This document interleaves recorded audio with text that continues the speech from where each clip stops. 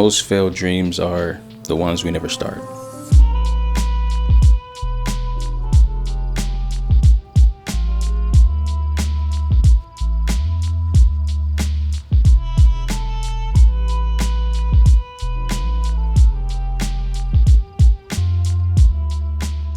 So, coming in with some exciting news, I just launched a newsletter. I'm still figuring out the format, content, and whether newsletters are still popular, so expect some changes along the way. This newsletter will be where I'll share my current projects and useful resources I find or create. One exciting project is following the recipe, where I'll capture and create photos with recipes I develop or discover on the internet and anything you recommend.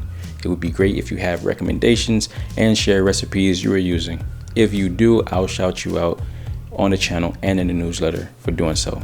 I'll share photo sets, recipes, my experiences, feedback, tips and tricks on how to improve both the recipe and the post-editing process.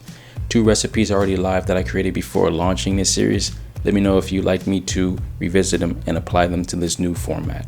I'm also considering adding sections for camera gear releases and a Q&A where I'll answer any of your questions.